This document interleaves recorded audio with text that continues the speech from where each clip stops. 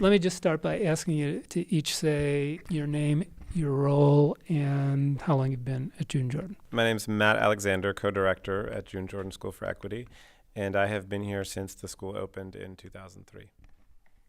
My name is Jessica Huang, co-director at Thun Jordan, and I've been here since 2004 with a leave of about 2 years in the middle. Tell me a little bit about how Thun Jordan got started. The school was founded through a community organizing effort. It was a group of teachers and parents and youth that wanted to see a different kind of school option within the public schools here in San Francisco. And we spent over a year working with the San Francisco Organizing Project, talking with hundreds and hundreds of families and developing ideas and developing a proposal for a school, which we eventually presented to the school district and were accepted to open the school in 2003. And what is the mission? There are 3 parts of the mission: social justice, independent thinkers, and community. And I can speak about community a little bit. I think one of the important things about the starting of the school and my experience as a teacher starting the school is that the staff culture is really based on community as well as the student culture. So we are a democratic, decision-making, consensus-building staff. And I think that the relationships that the teachers have with each other, as well as the relationships that the teachers have with us, the co-directors, are really based on a foundation of trust in that we all believe in our mission and vision of the school. And that really each teacher is treated as the professional that they are. And I think a lot of that baseline allows us to achieve the mission, which is challenging day by day. But I think that's a really important part of it. The other thing on the student side is that community is integral to their daily lives here. We have an advisory program where students are in a class of about 14 to 18 students that they stay with the same teacher for 2 years. And that class is really like the family at school. They do talking circles. They talk about life. They talk about how school's going. They talk about how they can support each other. And it's really a place where students feel comfortable and the teacher feels like they're supporting the student, not just in their academic classes, but really as a whole student. Mm-hmm. Part of the corporate narrative is that the problem with schools is bad teachers and unions that protect them. That sounds like a different view of teachers. Yeah, where to begin on that one? That's a big. We do. We've been thinking a lot about the bad teacher narrative that's out there in the public because I think it's not only damaging, but it's just completely inaccurate. And there's a lot of different ways to look at it. But teachers are the foundation of a school. I mean, teaching is what schools do. And so, there are a lot of people that say teachers are at the center. Even the people who, I guess, use the bad teacher narrative say teachers are most important. I don't know. I don't know where to begin. I could go on and on about the bad teacher thing or about how we think about it. I mean, our whole thing is our primary mission as administrators at the school is to recruit and support and develop great teachers. And so there's a lot of different ways that we do that. Nationally, I'm not sure what the statistic is, but it's something like 90% of the teaching force is white. Notice that you do have a lot of teachers of color here. So I'm wondering, was there something either in your stance about teachers or how you go about recruiting teachers that enabled you to attract and retain more teachers of color? Yeah, I think that we've made it a priority. And a lot of times people say, it's hard to recruit people of color, but if you first make it a priority and second have clear systems and structures for teacher voice and empowerment so that when people are here, their voice gets to be heard and they get to be part of the decision-making process, then people want to stay. And then when you have a critical mass of people of color on a staff, it attracts other people of color because that's, naturally people want to work in places where they're valued. So I think it may sound oversimplified, but that's kind of how we approach it. Another thought I had related to the bad teacher narrative is this. I think one key thing is this question of accountability. So the people who believe in the bad teacher myth think that the way to improve schools Well, first of all, they think that the problem with schools is bad teaching.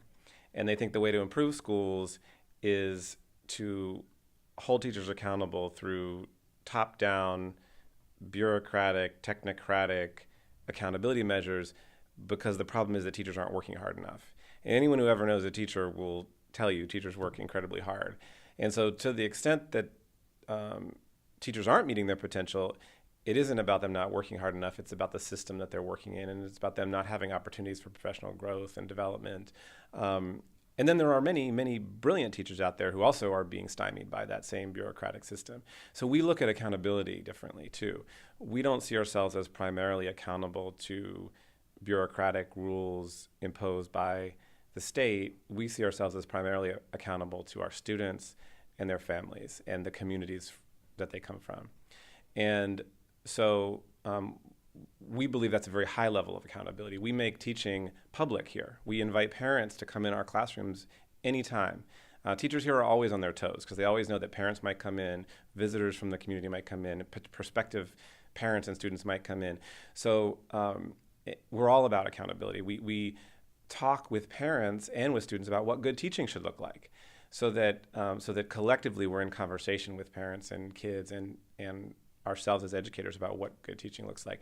And in our mind, that is what real accountability looks like. And the results are, we have some of the best teachers in the Bay Area, I would say, staff-wide. I mean, there's a lot of great teachers around, but in terms of consistency of quality teaching, I think we have an amazingly strong teaching force. And I think it's because we look at accountability that way, because we recruit people and support them and develop them. Mm-hmm. Let's go deeper into that because you're touching on a lot of things there. Let's start with teaching. So what does good teaching look like, or what does teaching look like at Thun Jordan, and how is that different than what we might see in a traditional high school? Matt and I have been working on a framework called the Art of Social Justice Teaching, and it's got 6 pillars. It starts with the teacher being the warm demander, the classroom being a safe community, teacher as coach, the student as the intellectual, social justice curriculum being a part of that, as well as, what's the 6th one? Knowledge of students. And I think that really says what we think is important, and that teaching is a practice that people can get better on, just like a doctor or a lawyer, right? And I think that there's been kind of this narrative that teachers should be judged based on the performance of their students, specifically using standardized test scores. But we don't judge lawyers and we don't judge doctors in terms of specifically only using their output, right? We look at teaching as a practice that if you go into any teacher's classroom and they're doing a good job, any of us, any person in that classroom can feel it. Right? And we can't put our finger on it. But what we'd like to do using this art of social justice teaching framework is that we're trying to put our finger on what good social justice teaching looks like so that we can better train not just our teachers here on campus, but also help other schools that would like to do this work see what that means. A lot of it is invisible, and it's something that you can feel, but many times people can't put their finger on. Even a new teacher can go into a veteran teacher's classroom and say, there's something wonderful going on here, but I'm not sure how to do that in my classroom. So that's something that we're working on, and being really clear as to what is this teacher doing.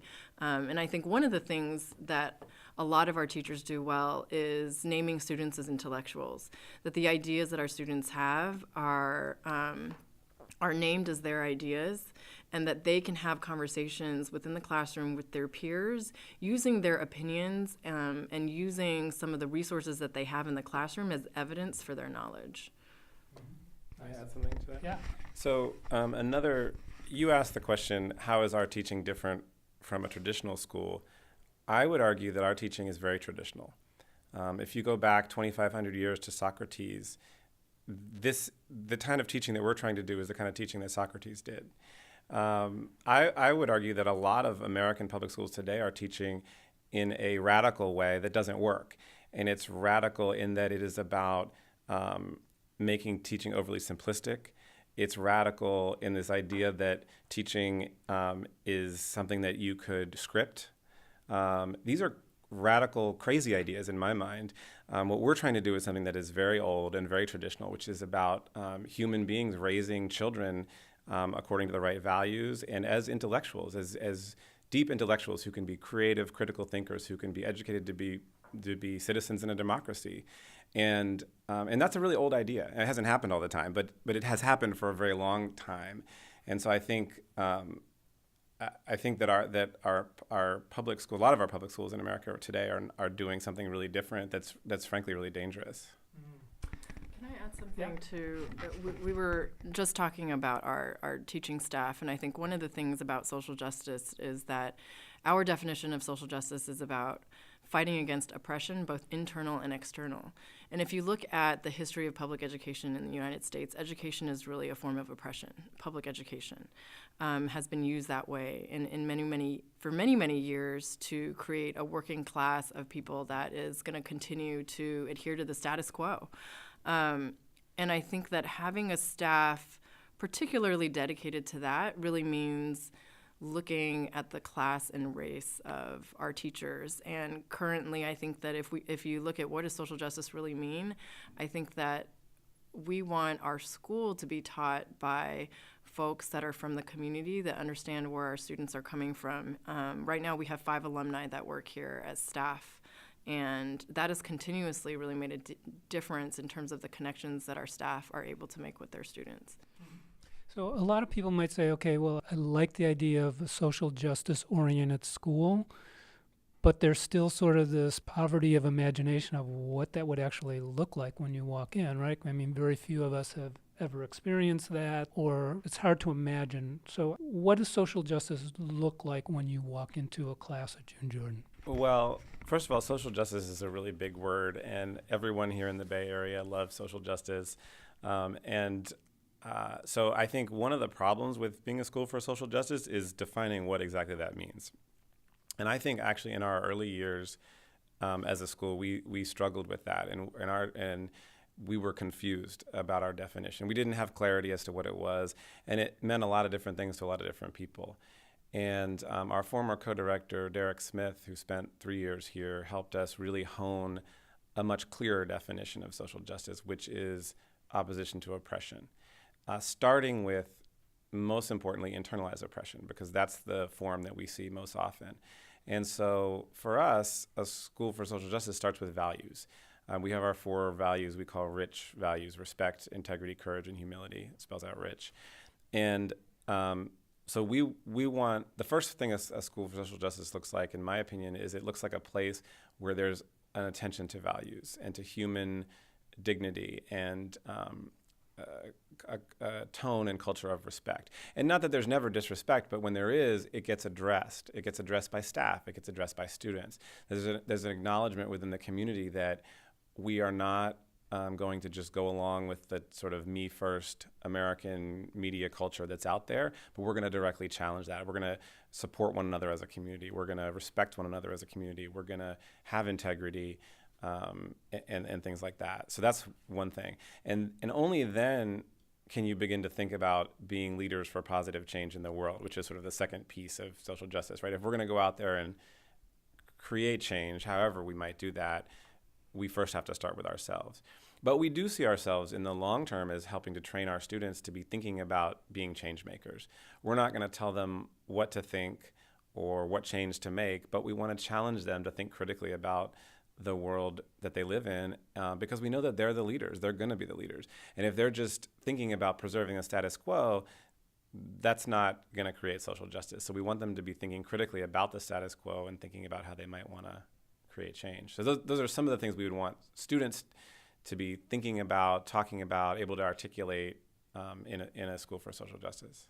Who comes to Thun Jordan? We serve primarily students that are from families that live in the southeast neighborhoods of San Francisco, but we are a public SFUSD school, and so we have students that come here from many different areas of the city. We also increasingly have many students that start off in the 9th grade here living in the city, and then their families will move to the East Bay because of economic reasons or job-wise, and they will continue to come here. And so every year we graduate a handful of students that are commuting from the East Bay here, but predominantly we have students that are living in the southeast neighborhoods of San Francisco. What's the status of the school? It's not a charter? We're very proud that Thun Jordan is part of the San Francisco Unified School District, and it's we've had over the last 8 years a really unique, strong leadership within SFUSD, first with Carlos Garcia and now with Richard Carranza, the current superintendent, who has really supported a social justice agenda and has allowed schools like Thun Jordan and many others in the district to lead for social justice in many ways. And so yeah, we're proud to be a public school. We're not a charter school. All SFUSD has a diversity of SFUSD has a diverse portfolio of high schools, and we're one of those. So we're fairly distinctive from a lot of the other high schools, but I would say a lot of high schools in San Francisco are pursuing a social justice agenda or social justice values in different ways. You were talking about accountability earlier. So accountability being measured through test scores, college going rates, all those kinds of things. I mean, I assume even in a district like San Francisco, there still is some accountability around what the state is looking for, what the feds are looking for. So a couple questions. First of all, how do you measure success? And then how do you navigate your measures of success with what externally is being put on you to measure success? Maybe I'll speak to the second part first, and then you can go back to that. But the other part. But one of the ways that our school district and Superintendent Carranza has showed leadership in the area around accountability is by applying for and receiving a waiver from the NCLB accountability requirements. So there's a group of school districts in California that have gotten this waiver they call the core waiver to come up with multiple measures of accountability. That's a much broader, richer view of what success looks like, and frankly is more aligned, not perfectly, but more aligned with what parents want for their kids. And that's what what we hear from parents is, first and foremost, they want their kids to be safe. Second, they want their kids to be at a school that reinforces the kind of values they teach at home, right? And so that's where we begin when we talk about social justice. It's with basic human values. And third, they want their kids to be well prepared academically and be ready for college. And so we definitely think about all those things, and the new core waiver will be somewhat more balanced in terms of looking at student and parent satisfaction surveys, looking at student attendance, disciplinary figures, and other things of that sort. And then on the academic side, not just looking at test scores, but also graduation rates and college eligibility rates. So we have had for the last 5 years the second highest four-year college eligibility rate in the district among our graduates. And for Black and Latino students, we've been number one for the past 5 years in terms of four-year college eligibility. And so that's how, on the academic side, that's how we hold ourselves accountable. I know the students talk to you about portfolios, and they mainly explained it to you. I think that portfolios is something that is, yes, our way of holding students accountable to what they've learned, but also a celebration of the growth that they achieve. And going through that process is almost like a coming of age for them in a society where we lack rituals of any sort in the teenage years. But we're also internally looking at how we can support students at being better test takers, because I think that in reality, we cannot be a social justice school without preparing students to be successful in their own right when they leave here. And part of that is taking standardized tests. Historically, we've had low test scores, but that also doesn't mean that we can't be better. And I think that one of the things that our students have voiced to us is that they want to be better at standardized testing. And with the Common Core standards, there's more of a focus on the critical analysis and the conceptual knowledge that our school has done really well in teaching our students. And so we look forward to really providing them the training that they need in order to be better test takers. And also with that is that the changing tests are more and more online and technology oriented, and it's just a reality that these are the things that they're going to need to do if they're going to be successful in their future and beyond. And we're dedicated to helping them do that as well. While we're on that, one of the issues that the students identified was the contradiction around math and science in particular, that on the one hand they appreciated the fact that there was, not this kind of competitive sense, that this class wasn't going to just charge ahead if there were students who were struggling around particular math or science things. On the other hand, they felt like when they ended up taking the standardized test, they felt like they hadn't covered a lot of the curriculum. So how do you navigate that contradiction between wanting to support every student where they're at towards a mastery of the material versus making sure that students are actually mastering everything that they need to do? That's a complicated question, and again, that's why we hire great teachers and try to develop them to be able to handle that. I mean, to me, that's the essence of teaching, is you have a diverse group of learners coming into your school, in your classroom, and you have a myriad of goals that are all really important. And as a teacher, you have to balance those things out. And so perhaps what you were hearing from the students is that the balance was a little off, maybe in certain circumstances. And I think that's the kind of feedback we want from students. And so we've definitely been doing some things to try to address, in particular in maths, because the feedback we've gotten from students who are at universities is that they felt very well prepared in the humanities and perhaps less so in math in the past. And so we've actually revamped our entire approach to math teaching over the past couple of years with the leadership of our math teachers.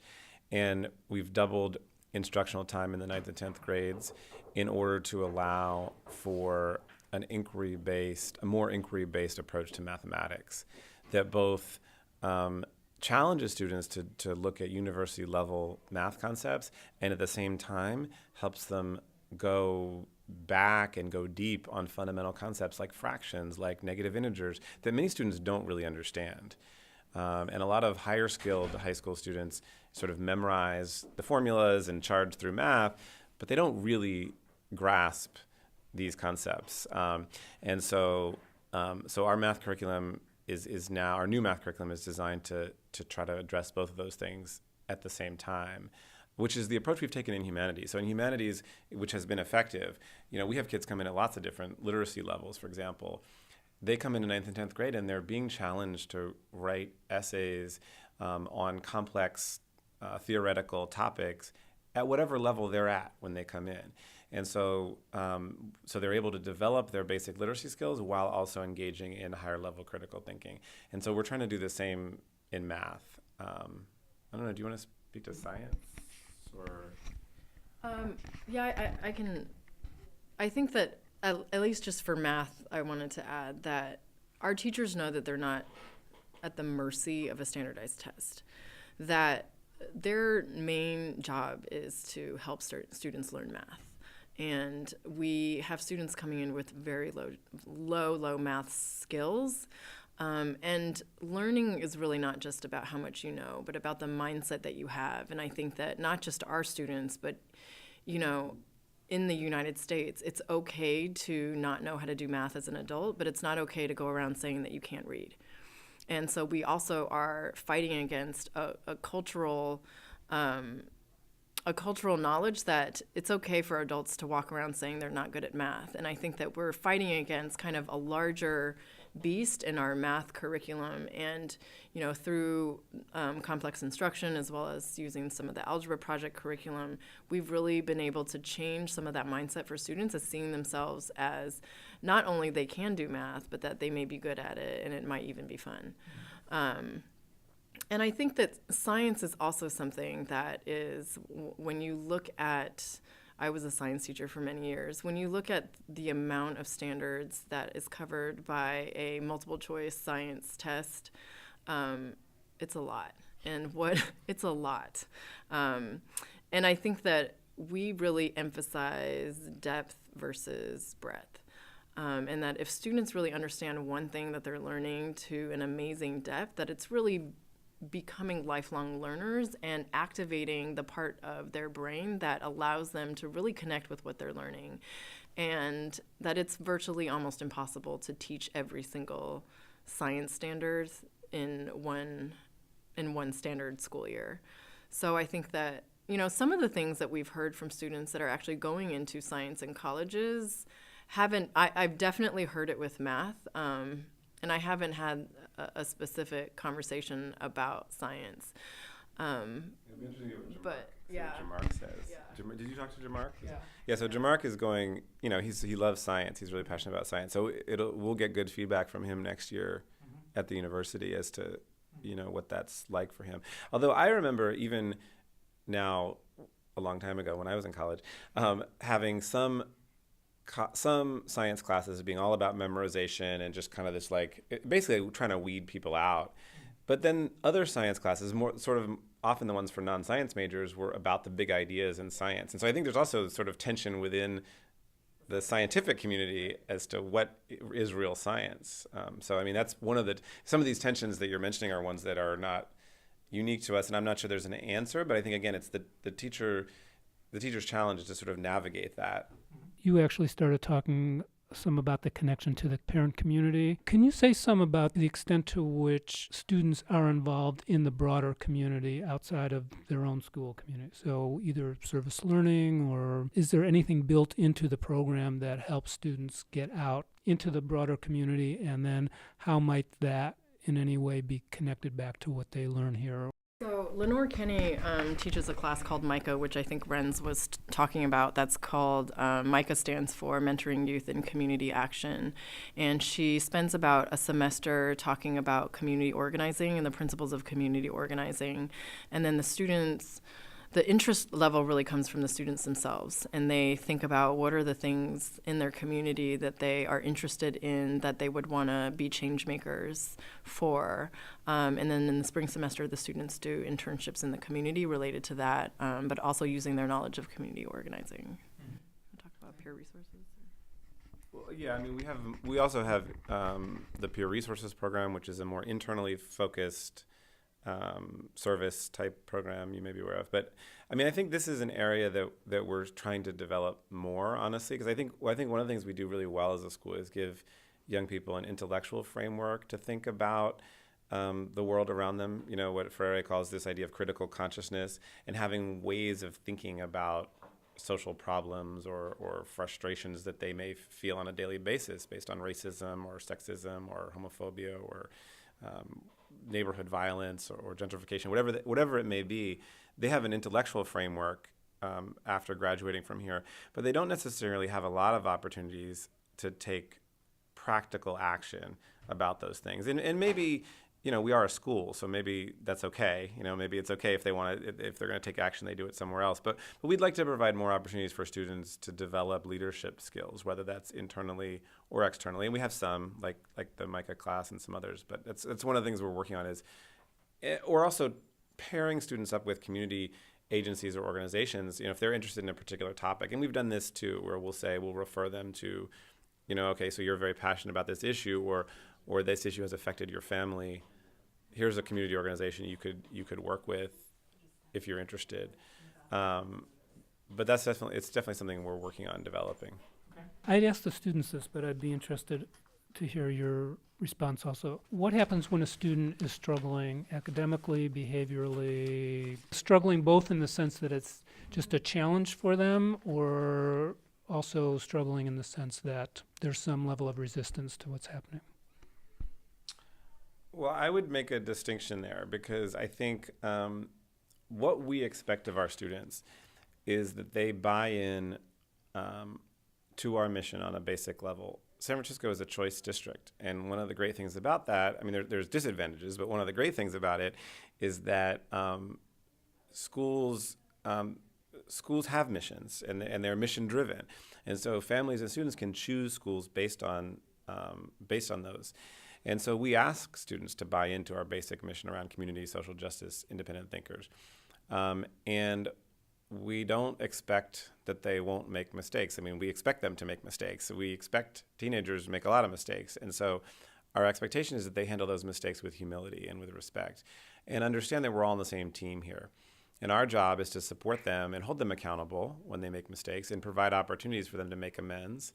And their job is to take those opportunities and to challenge us if they feel like we're not doing it in the right way, and so forth. But that it shouldn't be an antagonistic process. It should be a developmental process. And so that's what we expect of students and families. And for the most part, almost always, I mean, it's very, very rare.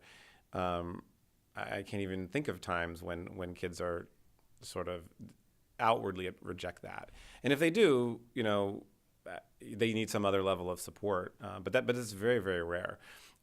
Mostly what happens is kids have really good intentions, and they have various levels of struggle. And the kids that struggle the most are ones that have good intentions but lack self-discipline. And so they keep making the same mistakes over and over again. And so the consequences or the ways of making amends start to feel hollow when they keep happening over and over again. I think that's, from both behaviorally and academically, I think that's the biggest challenge, is helping young people figure out how to change bad habits.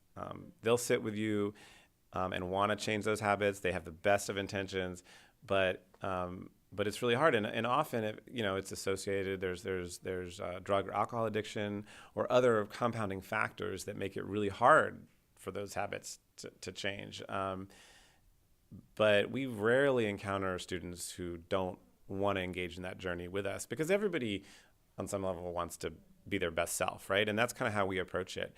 We want to help you be your best self. That's our job. And that means, yes, we're going to be very firm, because your best self means you're going to be held to high standards, and we're not going to just let you act like a crazy person or disrespect others. And yes, there's going to be consequences when you mess up, but those consequences should be in support of you as the student, right? They're not in opposition to you. They're designed to help you make amends and move forward in an authentic way. It doesn't always work, but that's kind of our operating framework, I would say. And just to add on to that, I think one of the things that we do well, I think, is, through these ideas of restorative practices, is really that the agreements about the challenges that the students have are coming from them, right? So sitting down with students and saying, what are your biggest challenges? What do you think consequences should be when you are going back to these bad habits that you have, and that when it happens, they know what's going to happen, because they already are the ones that have articulated, because they've made agreements with themselves that these are the ways in which they want to change. And I think that as they feel supported with their teachers and their peers and their families, it really creates a path where they can choose. They really choose their path.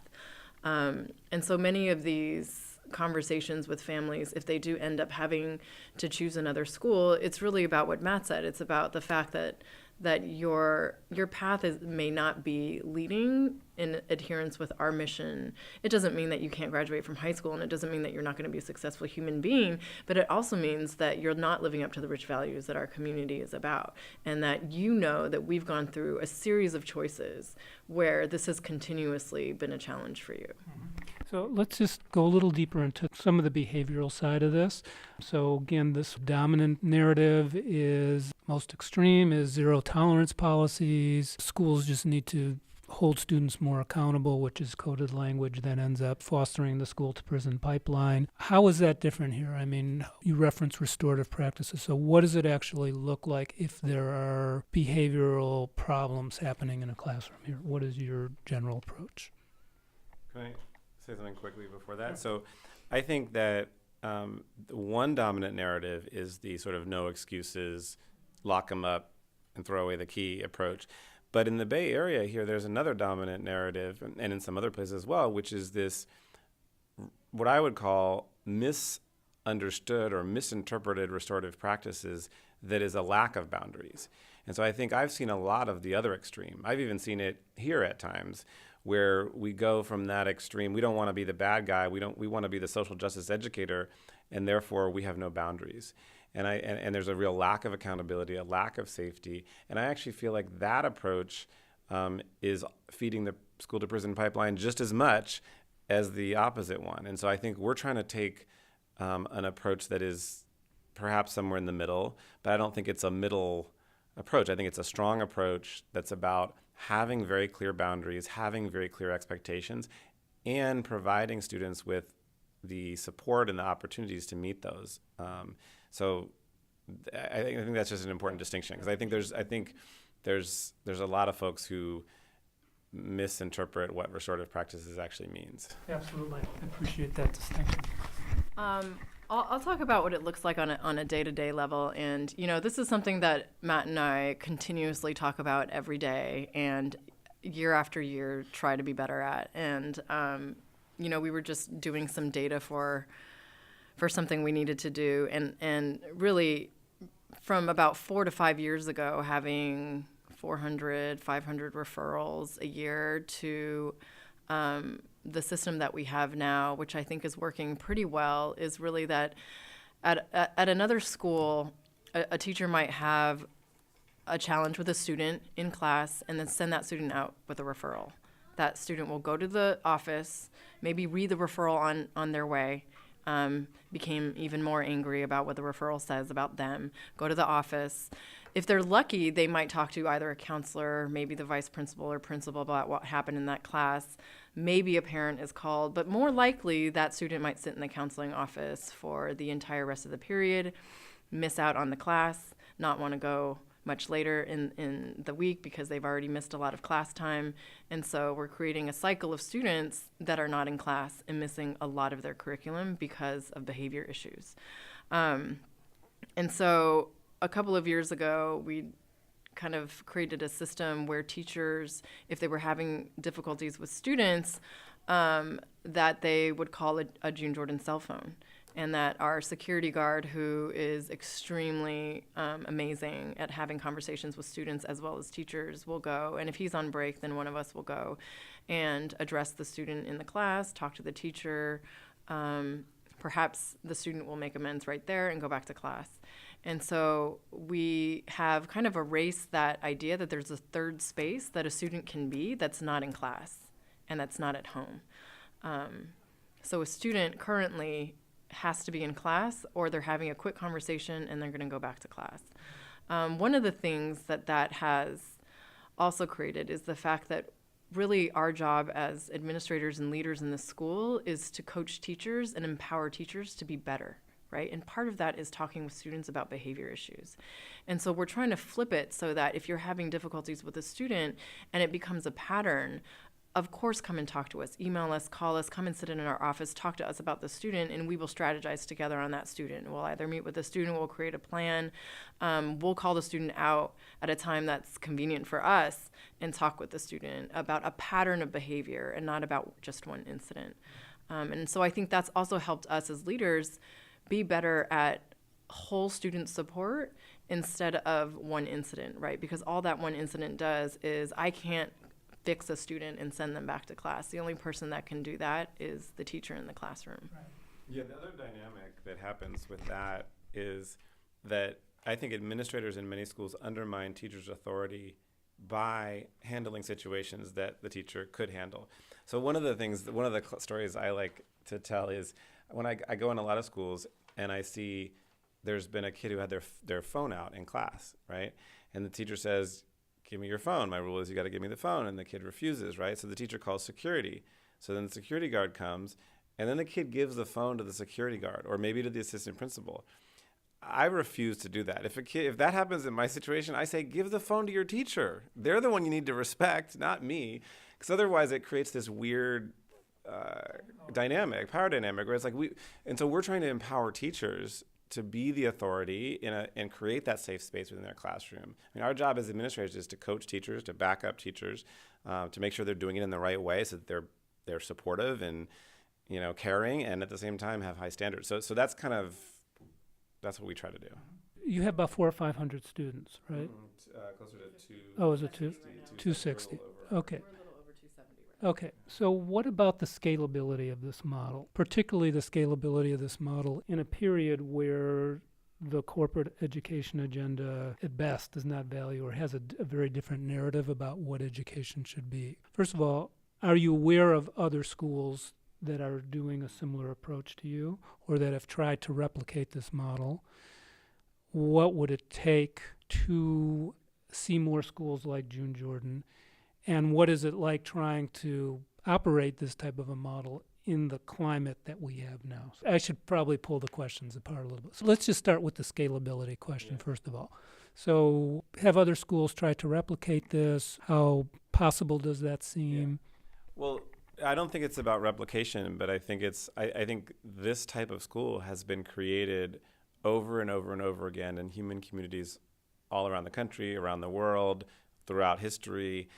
So again, we're not taking a new approach, or it's not something we invented. All we're doing is following in the footsteps of what good education has always looked like in human communities everywhere. We went last year to visit an amazing school in Albuquerque, New Mexico, South Valley Academy, which is a charter school in the South Valley of Albuquerque. And we were, when I went, I brought some video of our classrooms and showed them to the group there. And one of their alumni who was watching the video had never heard of our school, never seen our school. And she watched our video and she said, "That looks just like my high school." And this is, these are totally different student population in many ways, but there was something about the spirit of the school, the type of teaching that was going on, that she felt an immediate connection to upon seeing 5 minutes of video. And so, and that's happened to us numerous times where we meet people. There's schools in New York, there's schools in Chicago, there's schools all around the country. There's also individual teachers that are doing this work in their classrooms in all kinds of schools. There's that great book that came out in the 90s by Mike Rose called Possible Lives, where he describes all these phenomenal teachers, mostly in working class and poor communities, that are doing the exact kind of work that we're talking about. And it's been going on for decades. And so I think there's really, this is not something new, but I think you're right that the policy environment has perhaps made it harder in the last 25 years because there's been such an emphasis on accountability, top-down accountability and control. So it's made it more difficult for communities of parents and teachers and young people to create these kinds of spaces. But I think it's still going on, and it will continue to go on as long as there are people living and breathing and having hope. So, I mean, I think I don't, to me, scalability is not even the right word, because it's a question of people doing what they know to be right, and people will always figure that out somehow. Yeah, and I would agree that replication may not be exactly the right word, because the schools that I've seen in Albuquerque and New York and Boston that are doing the same work we are really voices what the community wants in their school. And there's a real respect for the local cultural relevancy of what a school should be for that community. But I will say that, one thing that Matt and I have started doing is perhaps creating a more online presence so that partner schools who have similar visions can connect. Because the other thing is sometimes it feels isolating. And the reality is that this work is going on everywhere. But there's not an ability for even our students in the similar schools to connect. Because many of the things that the students said earlier, they also feel like if Thun Jordan's the only school that's doing this, then what does that really mean for us in public education in this city? But in fact, the work is being done everywhere, right? So we have a blog called The Art of Social Justice Teaching that we've helped use to connect many of the partner schools that we have, to kind of have a community that is connected, that may inspire others or teachers in different communities to start their own schools. What makes you most hopeful about the future of public education, and what makes you most concerned? Well, what makes me hopeful is, as I said earlier, that this has been going on forever and it will keep going on. If you go back and read John Dewey, which was 100 years ago, he's talking about the exact same things. One of our great friends and mentors is Deborah Meyer, who founded Central Park East Secondary School in New York and other schools. And she's 87 years old now.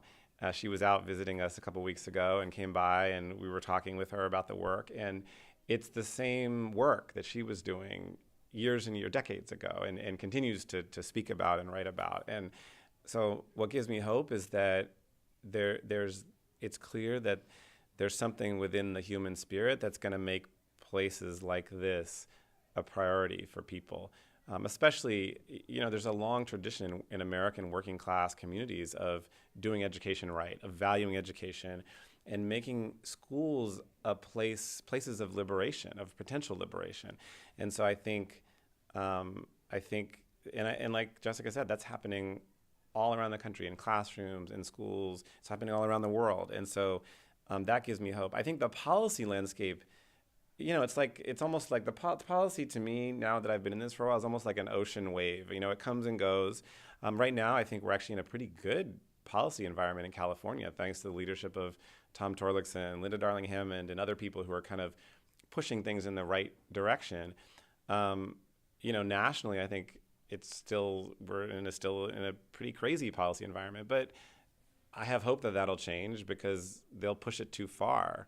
I think people already are realizing that this idea of test-based accountability is flawed at best. So I think that parents, teachers, you'll see more and more folks resisting this because it just doesn't, it's not what anyone wants for our kids. If you think about, look at what wealthy parents, the kind of schools that wealthy parents pay $35,000 a year to send their kids to, right? They look a lot more like this school than they do those schools that are under the NCLB regime. And so there's a reason for that. And so we're trying to replicate that kind of a school, within a public school system on much more limited resources, but we're doing it through the power of community, through the power of people. And it's a struggle, but the fact that people keep struggling at it is what really gives me hope. What gives me hope are the students. I think that it's really, in essence, I think people will say that we trust students, but in reality, it's very hard to trust them. But when you really do have deep trust in what your students can do, they can accomplish amazing things. And I think they're really the leaders that are we can't figure out the answer to save the public education system or inequity in the United States, but I'm pretty confident that some of our students will be able to. The thing that concerns me most is the regard in which we hold teaching in this country right now. I think that it's one of the most challenging jobs that anyone could ever have. I think it's grossly underfunded and under supported in terms of pay as well as regard. I was just talking to somebody who was a CEO of their own business for years and then decided to go into teaching, and they were like, wow, this is really hard. Like, this is the most challenging job I've ever had, and I've had a lot of jobs. So, and I think just the amount of hours and work that teachers put into their jobs at night, on the weekends, I think that I have a lot of faith and trust that teachers are really going to be what makes the difference for students, especially for students in low-income communities. But even just the amount of bureaucratic hoops that we need to jump through in order to get a teaching credential in this country is very concerning. Anything else you want to address that I haven't asked you about? Or any one thing you would want to say, like if there was a most important message that you would want people to understand about the kind of education that's going to make a difference for kids and communities that you think people actually don't really get? I think that people don't understand that the amount of money that a public school runs on yearly is a fraction of what runs, some of the even smaller tech companies here in the Bay Area. And I do think something that will save this city is a partnership between public education, low-income communities, and a lot of the tech companies that are coming in. And I think that there's misunderstandings on both sides that need to be talked about. The only thing I can think of, I think that's great.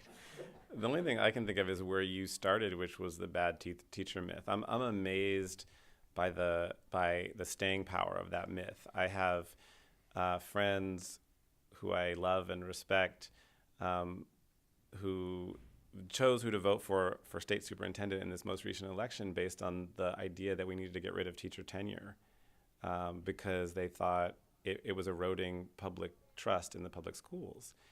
And so it just amazes me that whoever has done this phenomenal brainwashing job on us that doesn't, they for some reason, we don't think about the fact that there are all these states in the country that don't have tenure, and they actually have fairly low student achievement results.